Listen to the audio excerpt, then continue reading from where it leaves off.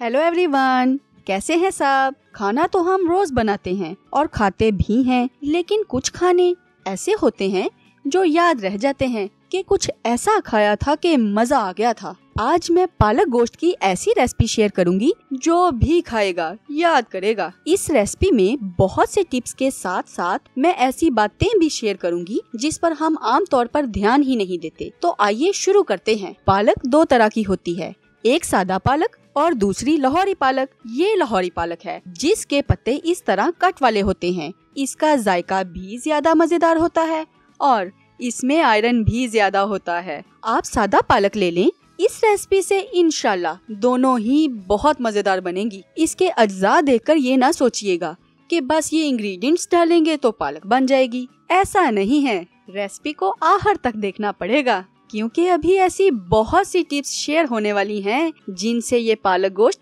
देगी पालक से भी ज्यादा मजेदार बनेगी। सादा नमक डालेंगे हस्बे जायका, पिसा हुआ गरम मसाला 1 खाने का चम्मच। वैसे एक बात बता दूं कि मैं गरम मसाला हर चीज की मुनासबत से घर में पीसती हूँ, जैसे जायफल, जलवतरी, लौंग, तेजपात वगैरह। इसलिए कोशिश करें कि आप भी बेहतरीन गरम मसाला ऐड करें। 2 अदद बड़ी इलायची, दारचीनी के 3 टुकड़े दरमियाने साइज के।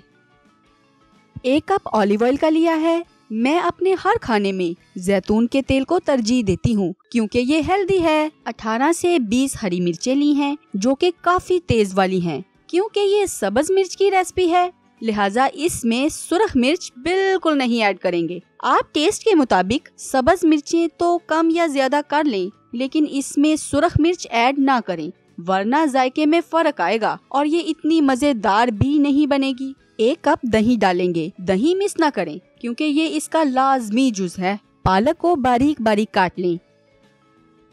बड़ी इलायची को इस तरह खोल लें।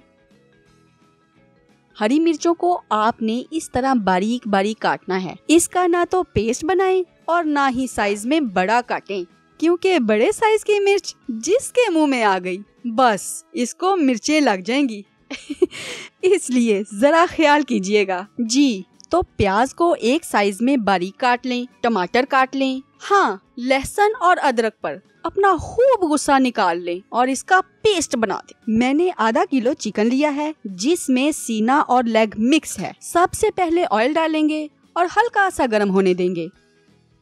फिर इसमें बड़ी इलायची डाल देंगे। हाँ, ध्यान रखें कि ऑयल को फुल गर्म ना करें वरना इलायची डालते साथ ही जल जाएगी और टेस्ट में हल्का सा जले का जायका आने लगेगा। जब ऑयल गर्म हो जाए और इलायची हल्की सी फ्राई हो जाए तो प्याज ऐड करें। कोशिश करें कि प्याज को एक साइज में काटें वरना बारीक स्लाइसेस जल जाएंगे और बड़े स्लाइसेस कच्चे रह जाएंगे।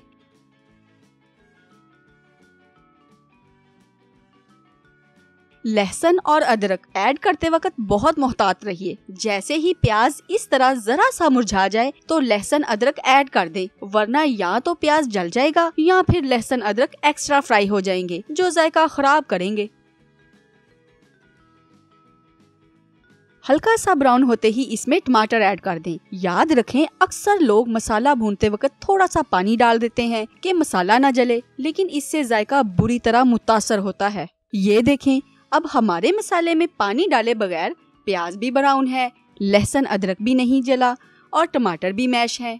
अब इसमें दारचीनी ऐड कर दें। दारचीनी के इतने फायदे हैं कि मैं इस पर एक अलग वीडियो जरूर बनाऊंगी। मैंने डिस्क्रिप्शन में दारचीनी के फवायद का लिंक भी शेयर किया है। सब्ज मिर्च और दही एक साथ ऐड करेंगे। ख्याल रखें कि इसमें खट्टा दही ऐड ना करें। और फ्रेंड्स, कभी कमेंट करके नेक्स्ट रेसिपी का आइडिया ही दे दिया करें, आसानी हो जाती है। ओके, जब मसाला इस कंडीशन में आ जाए तो नमक